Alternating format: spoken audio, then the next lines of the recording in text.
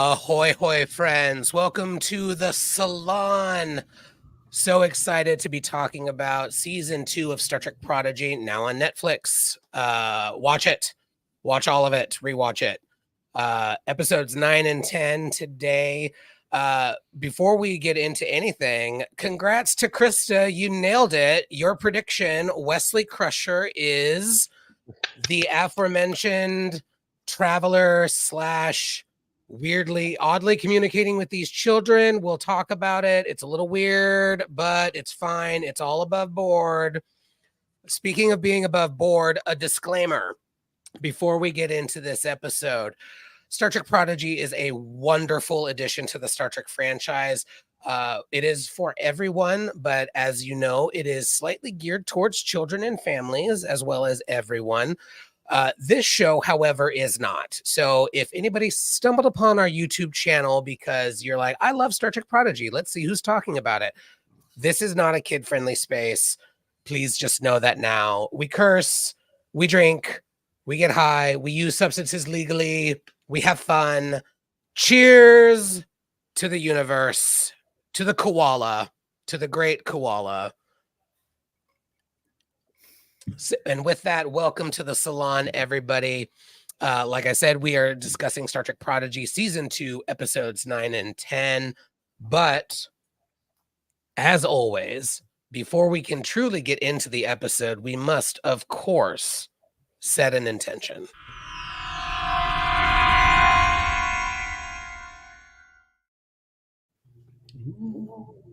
Yes, indeed, we must set an intention. And in honor of Suns Out, Guns Out Janeway, in honor of badass Janeway returning to Star Trek, I thought it would be fun if we went around the room and discussed who our favorite Trek badass that didn't get to badass enough was. And as always, I will start.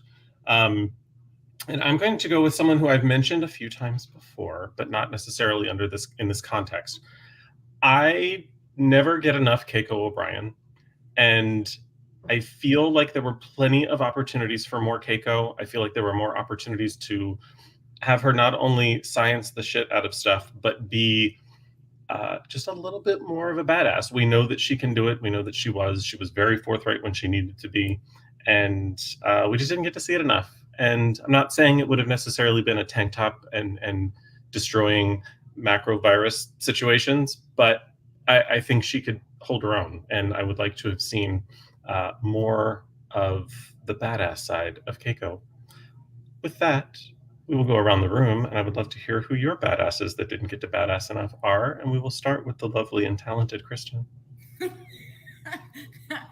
going to say Deanna. It is irritating to me that she didn't make her empathic ability more militant. Use that shit. Use it. Get into their brain and make it something more than a vague feeling of discontent. Can we get some actual militant thing going on there? And also Beverly, but that was sort of solved in Picard 3, where she comes out phasers guns ablazing. Phasers ablazing. And I'm not getting into the pump action of that, but it was a good visual. It made us question things later, but it was a good visual. Yeah, absolutely. Well, but I love both of them. For the women to be on par and treated the same way as the men, and that only really happened after TNG. Mm-hmm. In all of those shows, you got Guns, Janeway, you got Kira, come on. I'm with you. I love both those answers. Will, my dear. Well, Krista straight up stole mine because originally I was going to say Troy. Thanks a lot, bitch. But we're together. Yeah. Troy Boys. Yeah. Troy Boys. I guess, I was also, my first thought was Data, because we've seen a couple times where Data's kind of been a badass, but never in a way where he came in and shot the shit out of something. You know what I mean? Like there's like a couple of times, like the one time I can remember was when he shot that village's water supply. But like, that's hardly him being a badass. He's always been like very analytical. But like, for an android, he never came in with like gun arms or something, and like there was never like the cool like action figure attachment where he gets guns and like robot wheel legs or something. Like, I needed a moment where he like gets into a Gundam and blows something up, but it's never happened. So. As I love out of context for folks newer to the franchise who haven't yet gotten to TNG, just hearing Data blows up a village's water supply. Yeah, that happened. It happens in an episode, and he's such a dick about it too. Yeah, no context. You don't get any context. But yeah, no, it would. Those villagers had it coming. Yeah, they really did, the fucking assholes. But listen to reason. But yeah, it would. So kind of Data. Like he didn't ever come in and like. Listen to reason. This is the reason I'm gonna fucking kill you all. Like, yeah, good luck. Fucking insane. That's the one that was. I was thought about. I was like, that's the only time he's like kind of. He's not even a badass. He's just an asshole. And we only get him. Then like, you kind of want Hugh to be more of a badass too. Like, yeah. My name is Hugh. Fuck off. Guess what? This is what's gonna happen. Yeah. You also only get. Bitch. You only get Data throwing someone like once, and dude could punch through walls and do like he could have done so much more. Yeah, he's got superhuman strength. Like we get the one moment where in like First Contact where he drops down, and she shoots him with which was weird that she shot him with a gun, and he was just like, oh, nothing happened. But like, I needed Data to like kick the living shit out of someone. Like, send Data with Worf and Picard to get caught by the Cardassians. Ponder that for a minute. Ooh, chain of command Data on the away team. Chain of command. I think Data's a little too valuable, but you freaked my noodle. Data is mysteriously missing when he can solve literally everything. So same with Troy. Same with Troy. Yeah. Benji, your turn. Who's your badass that never badassed or didn't badass enough? Well, my joke one is Naomi Wildman, just because I think it would be funny to see her with like a phaser rifle that's like bigger than herself. You're not gun arms. Yeah. My real one though, Nichelle Nichols Uhura, just because she was like so damn commanding in the Lorelei signal, and then she gets like literally like sidelined in Star Trek 3. So she like almost got there, but not quite, and that's we'll never get that now. We did get stuffing one of Sohail's space husbands into a closet, but we got the Mr. Adventure line, but that was about it. You're right. It's a good line. Have you ever seen that clip of Nichelle in that movie where she plays a pimp? She goes out, get out there and make it look good. You ever seen that? Oh my god, I'll send it to you. There's a clip. She's like it's like a 70s like exploitation film, and she plays like the madam to like a bunch of women, and she's like, get out there and make it look good. Like she beats the shit out of these women. It's really funny. I'll send it to you. I'll bet you. Tune in next week for our review of Nichelle Nichols as a pimp. Fearless Leader, take us home. Real quick note. Trevor, who did you say again? I already completely spaced it. Note. My answer, I forgot who I said. Oh, Keiko O'Brien. That's right. I knew that. I even wrote about it. Dr. Keiko Ishikawa O'Brien. Yes. The PhD who we couldn't say doctor because apparently Star Trek fans would be confused. Like, is she a physician? Never mind that Stargate Atlantis gave a PhD to everybody that ever walked on that base. Yes. You should definitely talk down to your audience. That always works. Yeah, and give yourself writing challenges that you don't meet with your empath. Whatever. Speaking of, I'm gonna go back in time and say I would have loved to have seen more badassery from Travis Mayweather, Hoshi Sato, and to a lesser extent Malcolm Reed. We got a little bit from him just as a tactical officer, but I think the three of them, especially not being like the three, like the Bone, Spock, and McCoy of it all of that series. Similar to the original series, they really got the shaft, and they're all, especially Linda Park and Anthony Montgomery, just they're better than the material that they got. The one that I especially loved was Hoshi's arc in season 3, where she was getting over her space sickness and like really getting her space legs. But I also loved it. Like it's a hitter. You either love it or you hate it, I think. But In a Mirror Darkly, that 2-parter in the 4th season with her becoming the Empress Sato, I thought was particularly fun for her, and I would have loved to have seen Prime Universe Sato get some fun stuff as well. So, May I objectify someone for a moment? Please, and if it's not Anthony Montgomery, I'm going to be disappointed. Please don't say Anthony Montgomery and the word shaft in the same sentence and expect me to I will never make that mistake again. because that's all.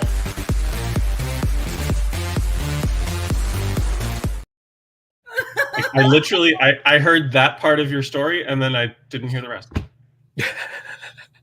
Yes. Lovely intention setter as always. We definitely want more badassery in Trek. And speaking of, we get a little bit of it in this episode, which is why it was the intention setter. So kudos, Trev. Let's talk about episodes 9 and 10. Enter the Devourers. What was it called? I meant to write that down. The Devourer of All Things, part 1 and 2. There we go. Nailed it. Let's talk about our top thoughts.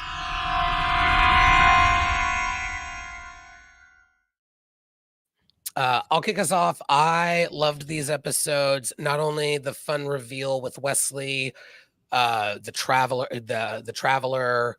We get like a traveler temple, which was something I just caught today on a rewatch. I missed those statues in my previous watches. So that's really interesting addition to the lore. That's something that I think Prodigy is doing really well. They are pulling from the lore that already exists in incredible ways, but they're also adding to the lore in really fun and beautiful ways. So that reveal with Wesley was really cool. The kids coming together to piece the puzzle together. We've got a lot of answers that we've been waiting for, and we asked new questions and set up for the final 10 episodes really well. That the cliffhanger, if it weren't all in a binge, of seeing Chakotay at the end, sitting on the protostar, just waiting for rescue. Really cool. And again, we got Guns Out Janeway again. Love seeing badass Janeway. Tysus had a fun couple of moments. And again, this series is animated beautifully. The backdrops, the motion capture, not motion capture, but like the animation is top notch. And I want a season 3 real bad. And these episodes are a really good example of why they deserve a season 3. So those are my initial top thoughts. Benji, what were yours? Well, I think that these are probably my favorite 2 episodes of the season, although the next couple also pretty good. So we'll see when I rewatch them next week how I feel. I think they were like genuinely suspenseful and scary. Like they were really well put together. Like the suspense that you feel throughout both of the episodes is like it's genuine. It's not often that kind of like structure of show or movie actually like grabs me, but it grabbed me and it strung me along. So I really love that about it. Love Time Lord Wesley, love the sweater stuff, love the Nebuchadnezzar / DeLorean / Nala's Delta Flyer. Yeah, love it. More to talk about in detail. Will, top thoughts? Yeah, this is my favorite episodes of the season so far. I think it's like it reminded me of like that quote that oh God, what's his name? It's now escaping me. The guy who's directing the new Superman movie where he was like, I don't have to do reshoots. I did everything I needed to do. And everyone's James all Gunn. surprised. James Gunn, thank you. Yes. Um, Actually having a script before you go into production. Who yeah, knew? and like thinking about what the story's going to be and like building something, it felt like there was a lot of care put into it because all of the stuff that we've seen in the other prior episodes all kind of fell into place in a really like the introduction of the Loom a few episodes ago, and then how they're brought in fully forced here. It didn't feel like there was. It felt like this show has managed to do more in 30-minute intervals than like a lot of other shows. Not speaking generally of Trek, but just generally of a TV show normally. But they're able to do in an hour, and it just speaks to like the care and the love that everyone puts into the show, and like the steady hand of like the people in charge and Aaron Watke and everyone, that it like to have all the stuff from the first half of the season all come together and all make sense is like very impressive from a storytelling standpoint. And then for the show to look beautiful and the Loom to look really cool, and to be able to bring back Wesley in a really, really cool way that it felt like it's almost like a passing of a torch in a way, because he was like the first child of Star Trek, and to be kind of disregarded in a way, and then to come back and help the new children of Star Trek, I think is poetic and really lovely, and spoke to me a lot more this rewatch through.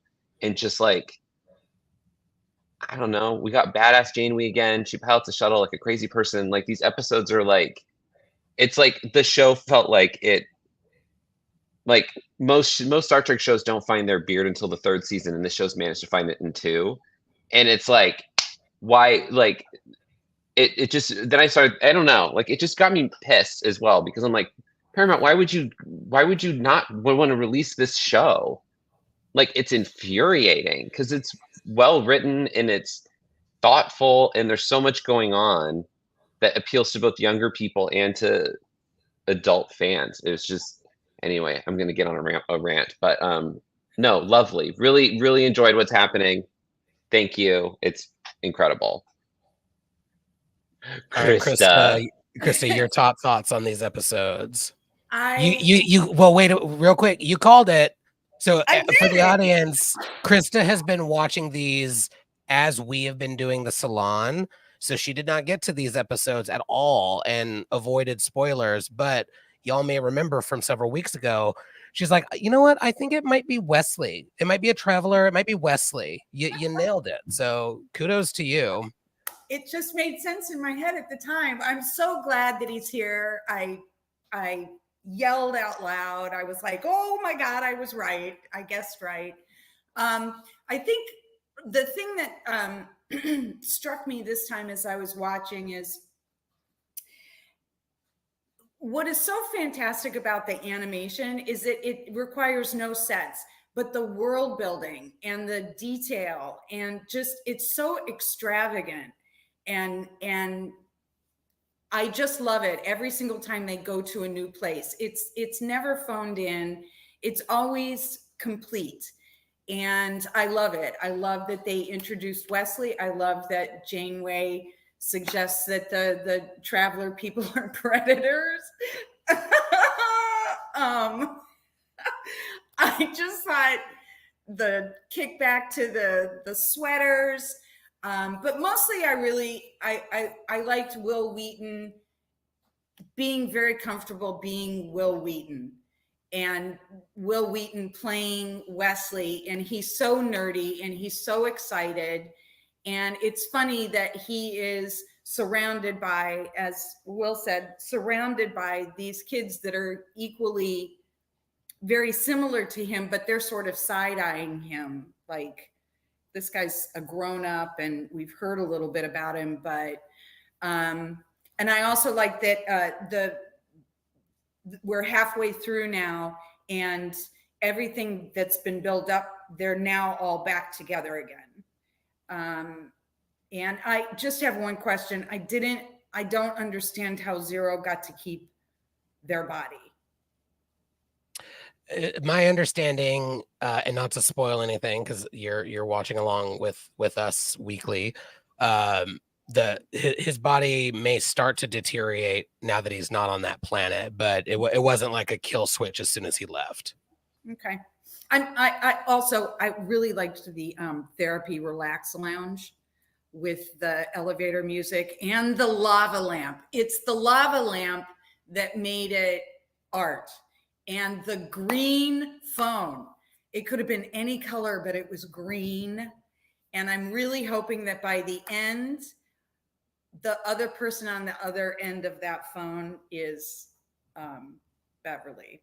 But I'm hoping. Anyway, so that's it. Your turn, Trev. I famously or infamously on the Salon am the biggest critic of two-parters, and this one breaks the rule because, and I said this sort of when we were chatting before we went live, I love an actual two-parter where I can't tell where, I can't remember where the parts broke up. This was a 1-hour episode that did have a logical break in it, but like I'm a little, from a story perspective, it doesn't feel like two disjointed stories that were directed by two different people that were shot a week apart. Like it feels like a cohesive story, which I absolutely love. It couldn't be any better that the two-parter brings Wes back. I just adore watching Will, even though it's animated Will. Like you can hear the joy in his voice, even though he's conveying a character. The joy of being back in Star Trek and getting to kind of do what he wanted Wesley to be doing just kind of oozes through the performance, and it's just joyful to I mean, that it's a bit of a buzzword as of late, but there's joy in the world, and we're feeling renewed joy, and getting to watch that was joyful. And so it just made me very, very happy. A couple of other top thoughts. One of the things that made me think of badasses was not just badass Janeway, but badass Tysus. I loved seeing Tysus as a first officer on an away team, kicking butt, being concerned about his crew, being exacerbated when he got back and nobody had heard of Middleton, and just the being an excellent first officer and kicking ass and taking names while he was doing it was fantastic. There were some fun callbacks to Where No One Has Gone Before, with we meet Wesley and then there's a reference to him becoming an acting ensign at 15, which happened in the episode where he met the Traveler. So that was kind of a cool full circle moment. Kudos to Will Wheaton for actually keeping the secret for as long as he did. This episode did another thing that is masterful and brilliant, and I never thought possible, which is it made me excited to see Chakotay. There and somewhat emotional about them, getting to see him at the end. And yes, hot Chotay is definitely a lovely sight to be seen. I love Rock being impressive and being sciencey and also being a method of exposition without it sounding like she's just a method of exposition. So that was brilliant. And I loved the line, "My mom lives here." That actually just sort of, like, of all the reasons to want to save a universe, you're also just kind of dropped a line like, "Hey, my mom lives here." So that was wonderful. And did not know anything about that, Aaron, that what Aaron just dropped in the chat, and that's fucking brilliant. I can say that because we've left our disclaimer. That's fucking brilliant, and I love every bit of that. So talk about Where No One Has Gone Before, and this episode being full circle, that makes it even more so. So no wonder it felt so good as an episode. And I will leave it at that for my top thoughts. Let's dive. I'm just mad. I forgot that that's what it was called, and I could have had a lot of fun with the word ziggurat and the visuals. So I'm disappointed in myself. I'll work on it.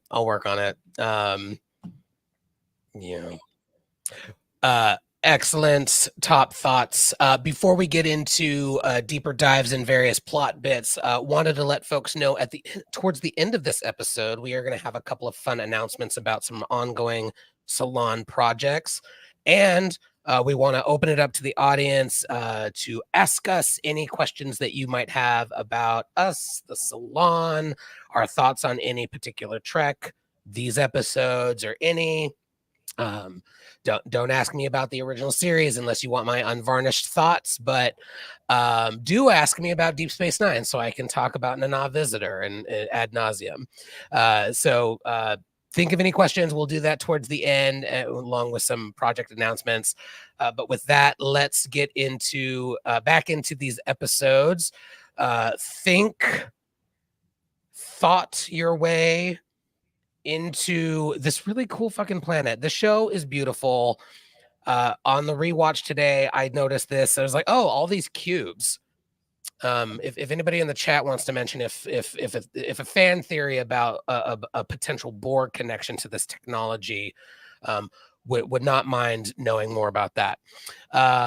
But beautiful world, and of course, we get to see this god of travel, the traveler statues that I had not seen prior to this rewatch, which is a good note to self. Put the phone away and just watch this beautiful show. So our heroes on their Nebuchadnezzar-ized infinity go to this planet after getting a signal from a mystery to figure out what's going on, how to get to Chakotay and fix the timeline. And as we've already mentioned in our top thoughts, it was Wesley. It was the Traveler. Krista was right. Let's talk about this in bigger or deeper dive. Folks, general thoughts on these reveals and the timey shenanigans that our crew is weaving through. Who has thoughts on this bit of the episode or episodes? No one? Cool. Well, Dead air is great. Dead Love air. Yeah, I like Janeway get a headache when thinking about time travel sometimes, where like the having to correct it, going around and around, fixing all of that stuff. So I leave that to the experts. But yeah, it felt it's a reveal that felt earned. Like it didn't feel like a reveal that was like sometimes it's like, oh, we had a cool idea, so we threw this in, and it didn't really add anything to the story. But like, it did feel like this was like so central to what was happening this season that it felt like it just felt earned to have Wesley back, because it seems like anytime we get him, it, like his moment in season 2 of Picard where he came back for one scene, I felt like that was really an afterthought. Like they wrote themselves into a corner and decided to Wesley them to think themselves out of it. And bring Wesley into how are we gonna kick Issa out of this franchise? Which was such a bummer discussion too. Oh my god, she's anyway, we can talk about how she should have been in season 3 of Picard, but yes, the whole season's about legacies. But guess what? Nobody mentions he has a daughter or an entire planet based on him. Yeah. Anyway, pressing on. But it felt like this was so thank you, Walter, that this was such a huge moment for everyone kind of involved and the characters, and it just felt really earned. And I thought on the rewatch, I was like, why did the Travelers abandon this planet? Like what happened to them? Because it's like old and like left behind, and like I don't know if we answered that, if I don't remember, but like why got fucked up during the Time War. Yeah, it wasn't. Oh, that's right. I can't remember if it was specifically in this episode, but no, he said it. It was something about the right. I can't believe I missed. Yeah. Anyway, Temple Wars and the Loom coming to. Yeah. Anyway, it's just kind of a bummer because it would have been cool to see a bunch of Travelers walking around, or like they don't. I don't know. The ruins anyway. But no, thought it was great. Really cool. What Wesley's reveal is great. It plays in thematically. It's lovely.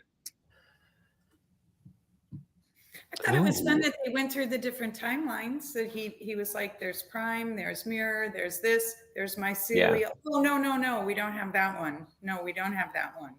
And I thought that was kind of funny. Also, I was sort of like, oh, Janeway knows Wesley, but then I was high, so I was very confused as to how Janeway knows.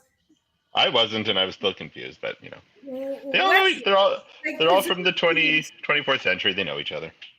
Yeah, I feel like flagship, child prodigy, incident at academy, like big shit keeps happening with this person.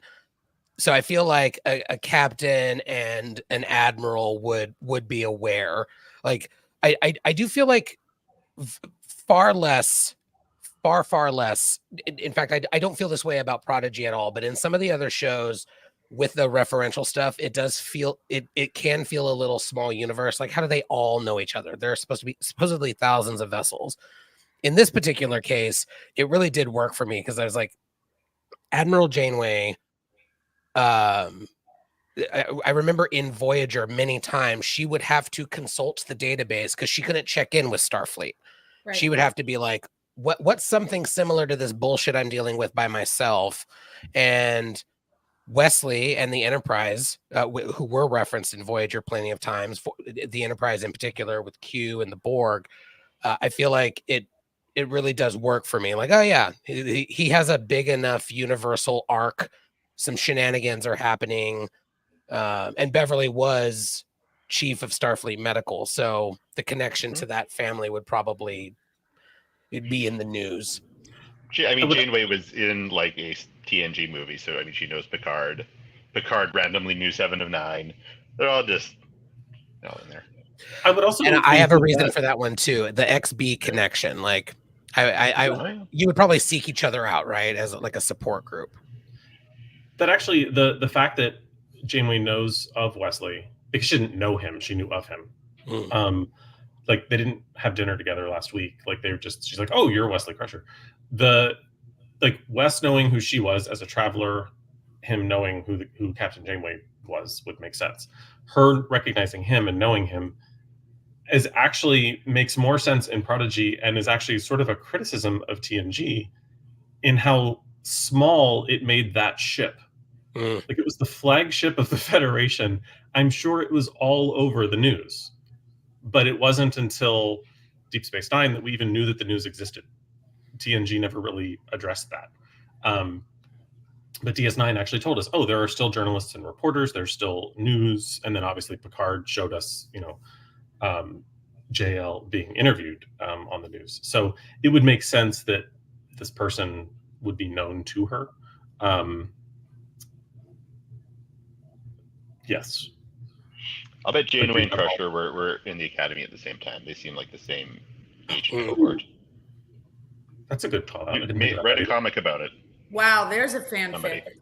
There's a fanfic right there. Lesbian intrigue.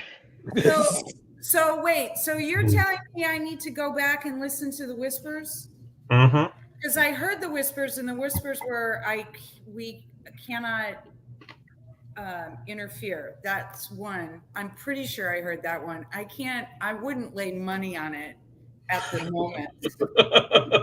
Well, for those ethereal bastards, that would be reason enough for them to dip out, right? Like, well, we can't interfere and the Loom is coming, so live short and die fast. Bye.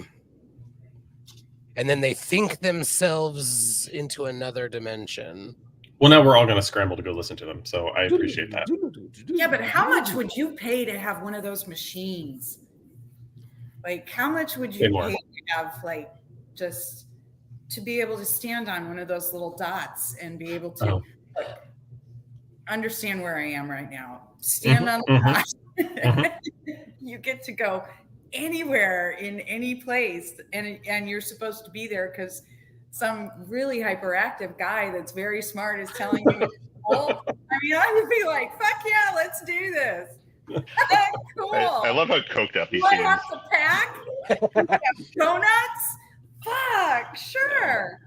That is something that's really fun in the writing and in Will Wheaton's portrayal. The toll that being a traveler and existing out of time and out of this universe can take on somebody, because like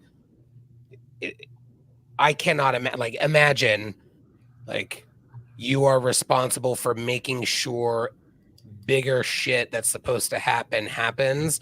You have to disconnect from your family. We've obviously seen that he needs to call his mom, and hasn't apparently in a long time, and may or may not have actually been at Deanna and Will's wedding. It could have just been an after image of him. Who's to say? In a salon, as Krista reminded me, in a future salon when we don't have episodes to review, we do need to talk about lots of things with Star Trek technology, including, I think, more than an intention setter, I think we need to deep dive into which bit of technology each of us individually would like to have, because I'm taking an Iconian gateway. I call dibs right now. I can't be trusted with the holodeck, but that gateway, I think I could do some damage. All right, so I also wanted to talk a little bit more about the Loom. So we got a little bit of this in previous episodes, or just one, trying to get hologram Gwen. What do we think about the Loom? And Aaron, if I may be so bold to ask, the inspiration around the Loom. I'm curious, having read the Coda series, there was something similar with the Nagas and the Davidians. I'm wondering if that was inspiration from Beta Canon, or where the Loom came from. And feel free to ignore. But for folks in the salon, thoughts on the Loom? They scared the shit out of me at first. Yeah. They were Okay. scary. They were indestructible. It was like, Yeah. how do you fight something that doesn't bleed?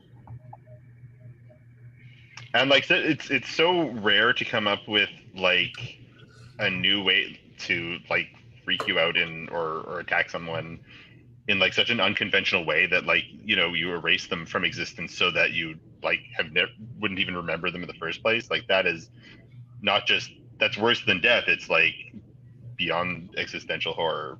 It's something new and incredible that we haven't seen, but also totally in line with what we know about the temporal wars. And, you know, like when the Krenim were pulling their shit, they were erasing people from reality or civilizations from reality so that they never existed. So it lines up with the temporal Cold Wars really well.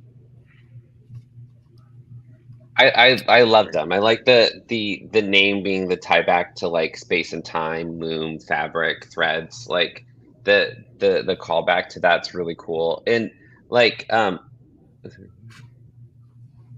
we have stuff about the Coda series. Stop to read. Yeah, I stopped. I was like, yeah. I'm like, We're all like, Aaron one drops. moment, please. Hold on. Everyone, shut up and read. Yeah. No, it's great. Since we brought it up, let me just say out loud for folks who are listening, from Aaron Walkie, spoke about this with David Mack. The Coda books came out while they were writing Prodigy, so it was pure coincidence, but they decided if they were in the same sandbox and arrived at the same conclusion, it means we must have gotten it right. And I agree. Amazing. Will, continue, please. Oh yeah. I found like the Loom to be just as terrifying when I first saw the Borg, because they were indestructible. They were really unknown. We don't really know what's going on. They're doing something that like triggers something in your psyche, like being erased from existence or losing your individuality is such a it's so like subconsciously very terrifying. And it's so rare to come up with a sometimes in Star Trek, it's so rare to come up with a species or like an adversary or someone that comes up that isn't kind of harken back to another one. Like when we get like, what comes to mind is like the Hirogen be very similar to the Klingons wanting honor. It's a spin, but they still have kind of the same mentality. So there's a lot of times where it feels like there's a certain drumbeat to certain certain species and adversaries that come up. So getting something that felt really new, and it felt like something out of Doctor Who a little bit too. So it felt like it was it expanded the universe and kind of the meta reality of Star Trek, where it felt like there was more of a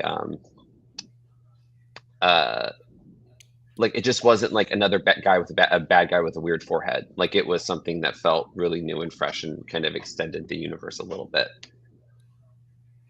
Yeah, I found them equally terrifying as everyone else did, but also found them reminiscent but significantly more successful at being scary than the sort of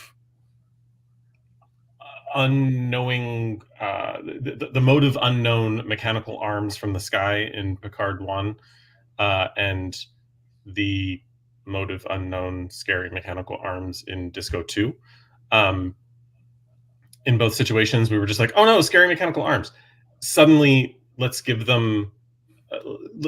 this slightly mechanical looking, but also very organic looking thing, both a motive, a terrifying motive, a malicious motive, and almost somehow conveying personality through animation. It was just their faces scare me. Like I just want nothing to do with the Loom. I never want to mess up a timeline. One, because it would really irritate Matt, and two, I don't want the Loom coming after me. But yeah, just a very successful bad guy, particularly for one that doesn't talk in a way that we recognize. It seemed like absent Wesley, they would have had absolutely no idea what they were dealing with, what the capability was. I mean, so like, where does this creature fall into all of the temporal planes? Where is it?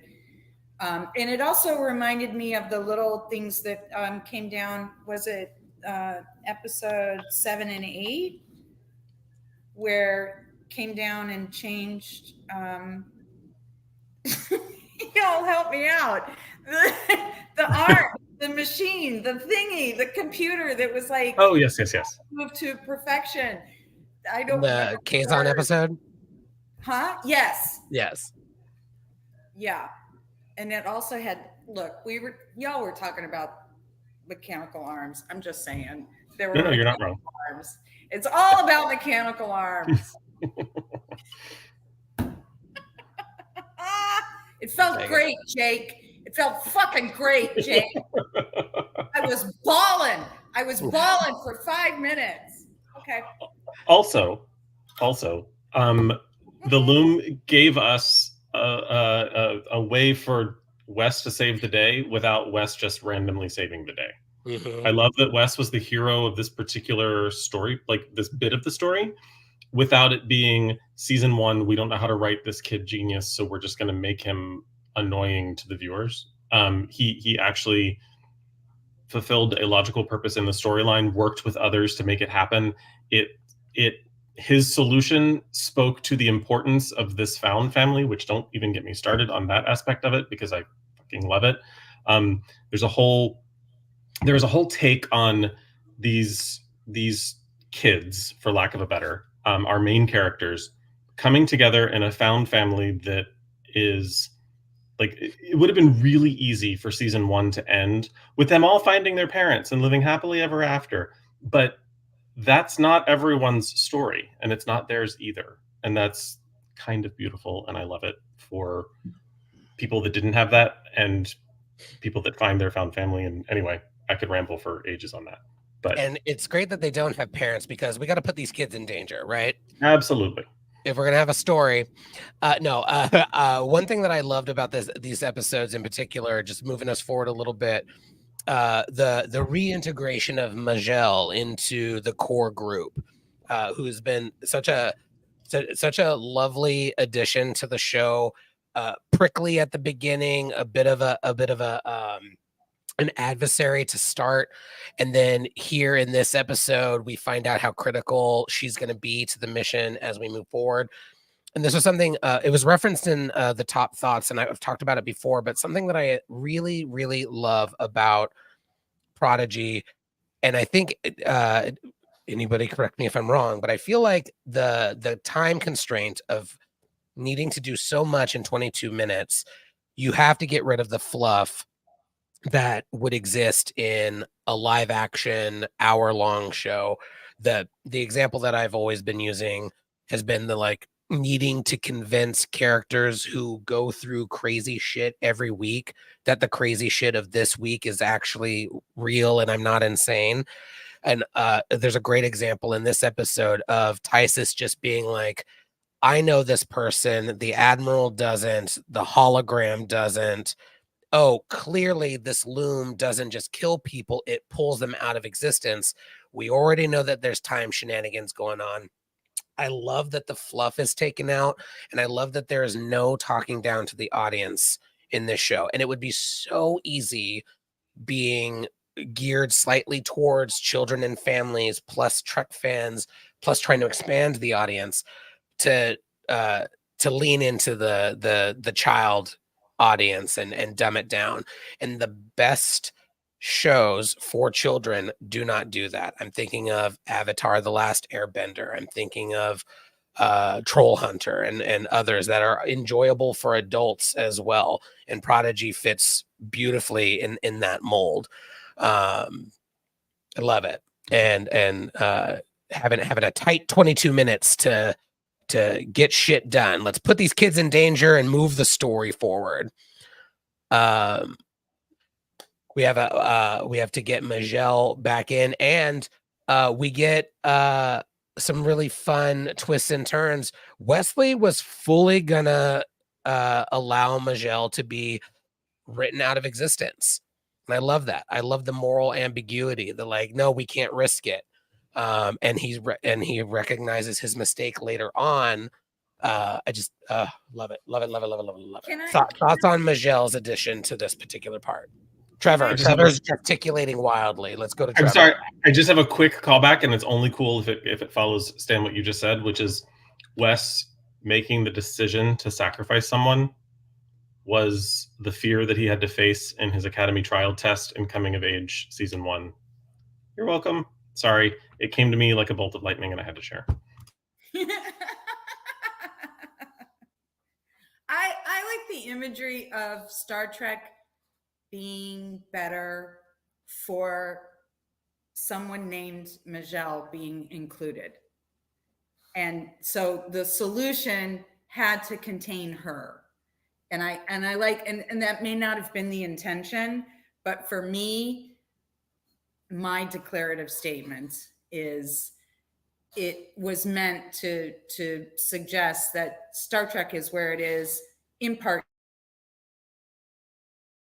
her inclusion, and the fact that there's a character in this show that is in my headcanon named after her is fully is fully intentional. And this is a quick note for those old enough to remember. There is a joke written into this caption. If anybody remembers, collect calls. And I will, just from jail. Yeah, just those of us old enough. Oh goodness. Other thoughts on Majel and the Loom before we move forward slightly? Joanne brought up a good point that the Loom is the personification of the actual, like, remember me, the big fear, where everything disappearing and being eaten. The original and in this case, something is wrong with the universe. So Beverly was right yet again, and that is, I think, our probably our fourth Beverly alert of the Salon tonight, perhaps more. Could never have enough. If only someone were keeping track. Yes, thank you, Trevor. All right, so they risk it. They get Majel, and then they realize, like, oh no, she needs to be part of this too. And they figure out, like, okay, we're gonna send these kids off to the Protostar and Chakotay. We're gonna get Janeway back to her ship where she belongs. We're gonna make some shit happen. We slide on through, and boom, we see Chakotay. CGI Stan. He's hot. As I like to call him. Listen, he's a little animated dude. When you wrote this, Ugh Fine, did you mean Ugh Fine or Ugh Fine? No, I meant, what were you attempting to articulate here? This is fully my Chakotay feelings. This is Ugh Fine. Because Robert Beltran cannot get it, but animated Robert Beltran can totally get it. Yes. That's worth a few, but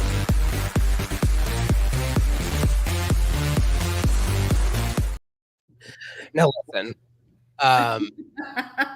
My feelings of Chakotay are well documented. And this is a minor spoiler for Krista. We are about to run into 10 episodes that give us the best Chakotay stories that we have ever gotten. This 10 episode run is about to do for me what Picard season 3 did for me with Worf. Makes me a fan of the character because Chakotay is interesting, endearing. There is I won't spoil it, but his connection to Janeway is explored in a way that is lovely and intimate, and I will say open to interpretation, though I have a very strong perception of it that we will get into in the coming weeks. And kudos to the whole team. Krista, where do you think we're going next now that they've gotten to the protostar? Give us your predictions. Our Salon Stand on Oracle, that dot, girl. Where's it our taking you? Salon Oracle. What's happening next? The Oracle is so tired.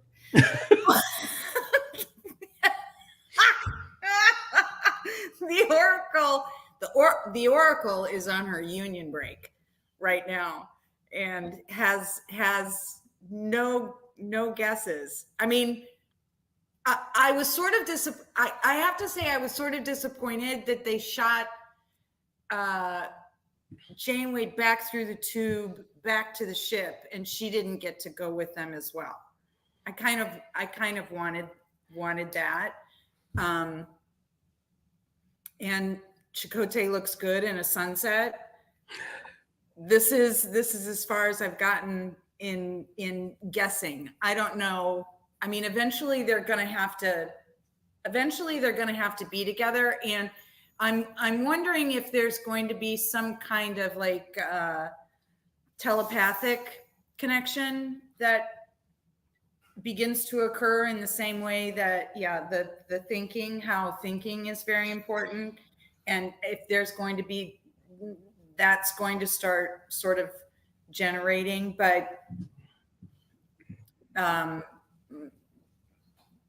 right now I don't have any other guesses beyond that.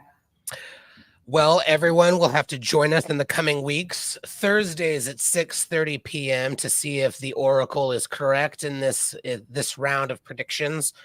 We are going to move into our Ask the Audience section. If anybody has questions for us as a group about these episodes, about Trek, about us personally, anybody's wanting to slide into the DMs and move to LA and be my husband, let me know. I'm accepting auditions. But bank statements and credit scores are important because I care about the important things. Anyway, audience questions as we wrap up and start talking about options. Sure, why not? That did escalate. Listen, I'm mostly joking. I'm actually very happy single, but also LA is lonely, and my only friend left me and took his dog. Don't pin this on me. Don't pin this on me, bitch. Don't act like you don't have other friends. I do have some improv friends, and I'm taking my acting and voiceover classes, and I will be meeting people there. You're welcome for me leaving and you finally getting out of your shell. You're welcome. Sure. I don't live that far away. That's true. He really an hour and a half away. But our dogs can't interact, and so right. I forgot my dog's an asshole. Yeah. He's adorable, and I love him more than life itself. Yes, he is adorable. I love him. But I could always take Tendy to daycare and come to Palm Springs for a pool day and then drive back. While we're waiting for questions, I do have two things I want to share that don't really fit into the storyline, but like need to be said about Prodigy, particularly given where we are right now. The first one, not a criticism, just a would have been lovely. I would have loved a comment when they were discussing the furniture in the little waiting room office that they were in, the supervisor's lounge.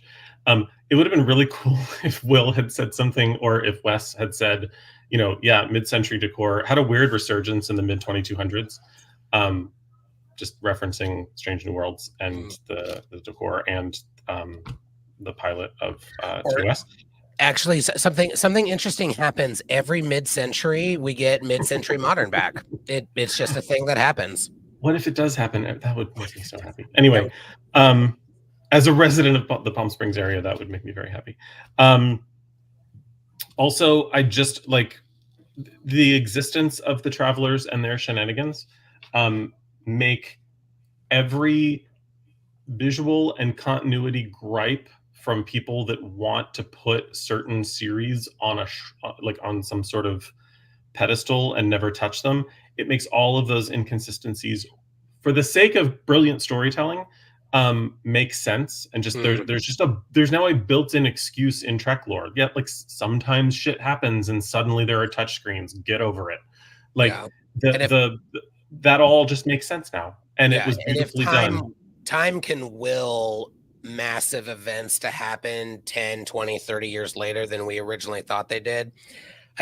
Fine, the Enterprise can have white walls. It's fine. Right? It's fine. And Aaron, it was a brilliant lounge. It was beautiful, and it looks like rooms in friends' homes throughout the area. So I kind of love it. We have our first question from the audience, and I reject the premise. Preference. Way to encourage it. Preference between Majel and Talyn. Pitting two Vulcans against each other is illogical. I love them both. They're very different. Can you say that more like Sarek having a breakdown? No. Can I? What? Did I? It is illogical. It is illogical. It is illogical. Can you do that for me? Oh, right. I was like, when did that happen? I was like, oh yeah, right. That's TNG. My theory is now canon because Aaron said so. Answer the question, friends. Preferences between Majel and Talyn, or yes, Malin. I love Malin. Two big ones. Not having seen them in the same room at the same time, I'm not convinced that they're not the same person. I think we have more experience with Lynn. We have more. She's more experience. We have more experience with her. So I'm still trying to figure out. Michelle, and also maybe Aaron, you can help me with this. Is that an actual like spot in her hair, or is that just the way the light reflects on the black hair? Like, is it a skunk? What? It is the thing that goes through my mind every time she appears. And also banging eyeshadow. Very nicely done. It's like she's the Star Trek Morticia, like how Morticia in Addams Family always had. But the spot never moves, so I'm thinking on her eyes. Like she's playing with a little overtone. I don't know. Kids these days. Kids these days, all doing the ooh, there's your answer. The white highlight tribute to Pal, Really? as seen in Amok Time. Thank you. What? Also, Aaron, we swear that the intention was for them to ask us questions, not ask us questions that only you could answer. Apparently, there's a pop group called T'Pau, and they look incredibly 80s. Now I have to find them. Wasn't there? Isn't that? I don't Wait. know where my Oh yeah. Okay. They do look very 80s. Wasn't Ann Magnuson in a hairband in the 80s that had a Trek sounding name? Admiral Clancy. Fine, I'll look it up while we're waiting for questions. Oh yeah, okay. She had braids. What was her band name? It was That group was named T'Pau. Oh, is it? We're talking about the same group here. Aaron's working tonight for you. Well, they were. He doesn't even have to Google.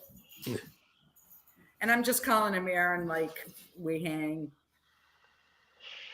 Okay, I have a question if there aren't any, because I have wanted to actually talk to anybody about this for a long time, which is that does Traveler Wesley represent like the next evolution of humanity, or was he just like a smart kid and then the Traveler like imbued him with powers? Like, what is going on? Because if Wesley has powers, that has massive implications for the Star Trek universe. He has the thinking. There's a point with the Traveler when he first talks about, when I think he's talking to the Traveler's talking to Picard about Wesley. He goes, sometimes there are beings that are more evolved. So like he has like a speech about it. So I think Wesley's just special. I don't know if it's So like he's an X-Man. Basically, yeah. Like he was like, oh, there are people who are able to manipulate things and do certain stuff, and like he says that Wesley is special because of that. So like there was like kind of it's like a season 1 moment that was very woo woo. That was like, oh, the universe is very different and special, and things are happening. But yeah, I don't know That's why a I big know deal. that. Yeah, so he's just like super. He's like just special, and I always thought that the Travelers were like could be anyone. It's like, oh, there's a special. I guess they would be like it's not a X-Men. specific species. Yeah, they're like, yeah. So I guess they would be like X-Men, where they're just like, oh, we pluck them and be like, oh, you have a connection to the universe that makes you capable of doing these things. And I feel like this episode gives us kind of a hint to that, because if Wes is capable of understanding, perceiving, and working in these abilities, like that has led him to be where he is now, which is kind of quirky. Like, he's not broken, but he's a little taxed and a little stretched. Your average smart human wouldn't be able to handle what he's doing. It's showing through his personality that he's a little bit different. But yes, in his last episode, he was able to pull himself out of time when there was like a phaser fight on the colony. And yeah, the Traveler specifically mentioned Mozart in Where No One Has Gone Before, when comparing him to, there are occasionally people born. Yeah. So again, that goes back to like where this is going. Mozart and people with that ability, they see these things in their head. They can't necessarily communicate them out with the language that is familiar to everyone. Mm-hmm. But in their own heads, it is a perfectly natural thing, which is such a genius level cool thing to zero in on and like go, here, let's put these kids with this guy. I love that.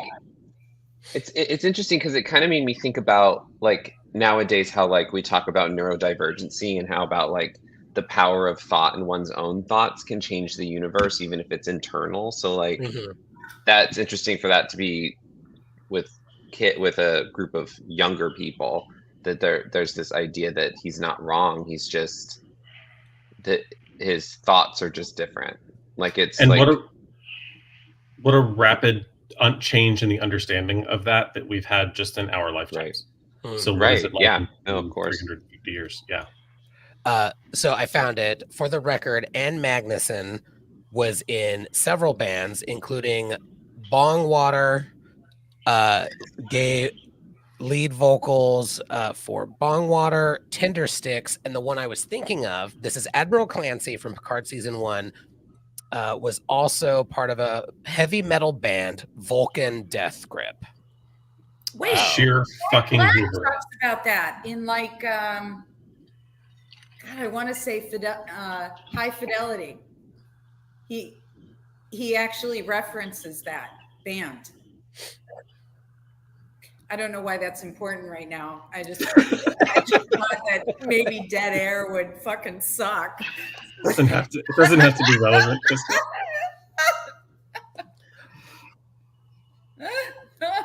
And it does, doesn't it?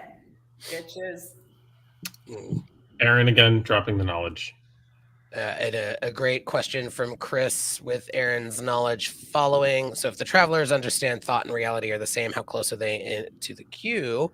And from Aaron, I think Q intimated a few times in TNG that the reason he was fascinated by humanity was they were capable of one day evolving to be similar in power and scope to the continuum. They Boom. but their remit is different.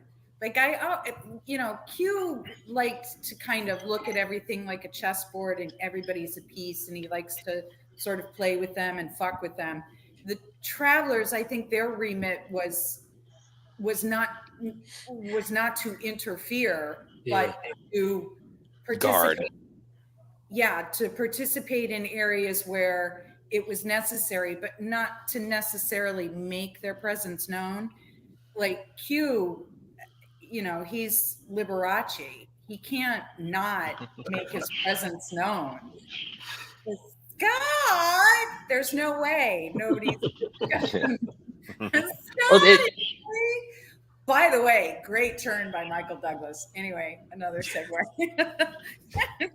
My mind's just going in all different directions. But I like that Aaron said that the Q were fascinated by humanity, but I would also like to add Riker's line from Hayden Q, which is that they were fascinated by humanity, but also feared humanity because of what we were capable of becoming, like competition. I didn't take it as competition. I thought it as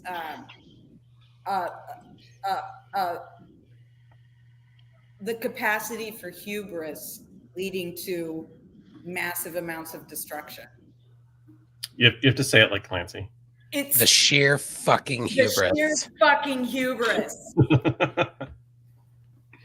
that was a great scene, though. I rewound really was. I loved it. I was like, and she was right. In that chair. I was so sad that she wasn't a through line in each season. But yes, the travelers are a bit like nature conservators. I also think of them as the park rangers of the galaxy or universe. Which is why Wesley is so perfect.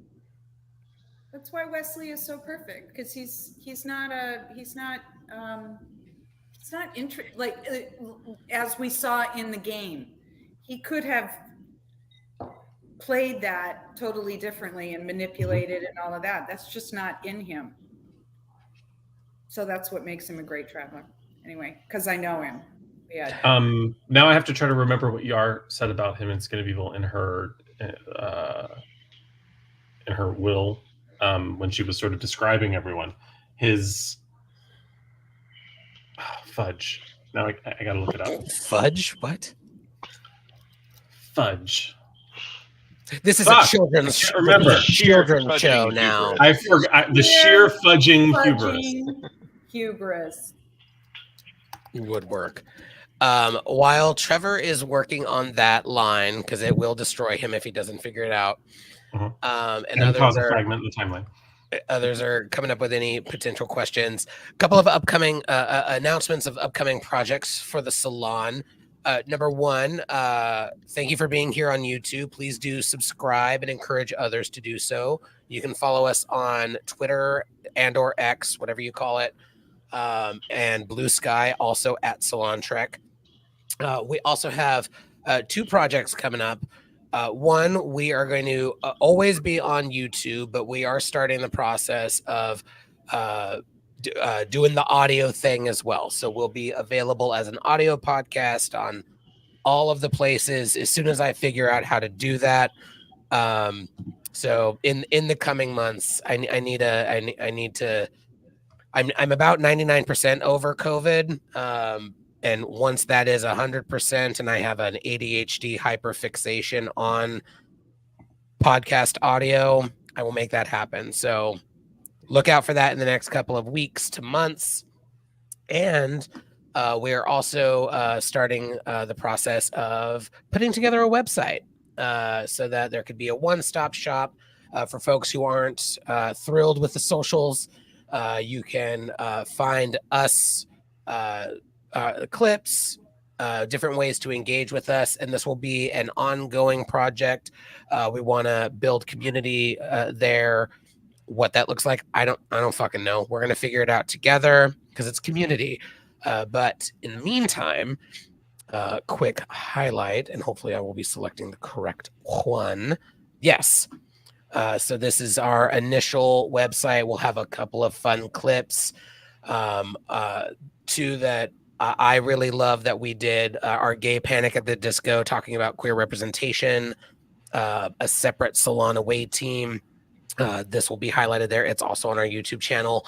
And of course, for our wonderful guest in the chat and all of our audience, Star Trek Jillian. A couple of weeks ago, when we first got introduced to Jillian, we had a fun run about what we would love to see with Jillian and the holodeck and going on away team. So that clip is here. I wanted Jillian to have on a uniform like they do it over there. I mean, come on, we got it. We got to.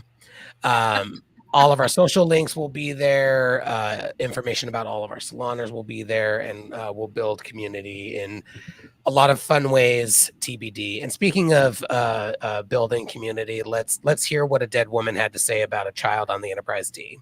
Trevor. What she said was, Wesley, I'm sorry I won't be able to see you grow into the exceptional man you'll become, but your kindness and your innocence are ageless. That was what Tasha said to Wes in her super weirdly planned memorial that just happened to include all of the people that showed up.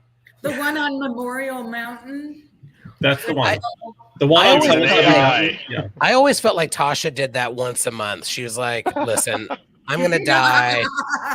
Who's in my life right now? Let's do it. Mm-hmm. And on that sad note, no, I'm kidding. Final thoughts on these episodes of Star Trek Prodigy, our announcements, anything and everything before we turn it over to Trevor for our tallies for the evening. I just want to say I love that Tysus has like red around his eyes because I'm like always like zeroing in on like Andorians and Cardassians when they're blue or gray, but you can see like their red eyes or their pink tongue. Nice touch. I love it. He's my favorite character. He gives me Nigel vibes from Frasier, which I love. Like Faye pansexual Andorian first officer, I live. Like I'm like this is what, like I would love to get like a day with Tysus where he's just running around being like kind of an admin asshole. Anyway, these episodes, watching this season again and like being a little more not thoughtful in terms of my watching, but like trying to pick up on more and like trying to like engage with the material more. It makes me so mad that Netflix was just going there, that Paramount was just going to jettison this whole season. And I'm so glad that Netflix saw the potential in it and picked it up. And I'm glad it has good viewership, at least because it did show up on the charts and stuff. And I hope we get a season 3. And Aaron, if you're still there, if there's anything we can do, if we need to buy another plane to fly over That's Netflix happening again. It's happening. I mean, it's annoying. It's annoying. I think that there's space for the storytelling, and I think people forget that. I will say this: I have really pressured my brother into watching Prodigy because he's like, "Oh, I don't want to watch it because it's a kid show," and he's a dick. But I've pressured him into it, and he's finished the season, and he goes, "I forgot it was an animated show." He said it was, and he was like, he was even like it, and like his. My sister-in-law was watching it with him and his stepkids, and they were like, they forgot it was an animated show, and he said it felt like TNG. So I was like, perfect, because he said it doesn't feel like a kids show.